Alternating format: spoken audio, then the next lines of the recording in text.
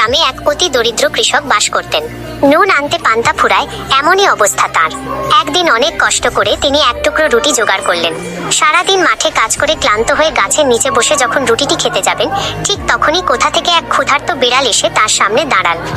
দয়া ও বিড়ালের প্রতিদান। বিড়ালটি মিউ মিউ করে এমন ভাবে তাকাচ্ছিল যে কৃষকের মায়া লেগে গেল। তিনি নিজের রুটির অর্ধেকটা বিড়ালটিকে দিয়ে দিলেন। বিড়ালটি তৃপ্তি সহকারে রুটি খেয়ে সেখান থেকে চলে গেল। সেদিন রাতে কৃষক যখন ঘুমিয়েছিলেন, তখন তার ঘরে এক চোর ঢুকলো। কৃষক গভীর ঘুমে মগ্ন ছিলেন, কিন্তু সেই বিড়ালটি বাড়ির কাছেই ছিল। চোরকে দেখেই বিড়ালটি জোরে জোরে চিৎকার করতে শুরু করলো এবং চোরের পায়ে নখ দিয়ে আঁচড় কাটল। বিড়ালের আওয়াজে কৃষকের ঘুম ভেঙে গেল।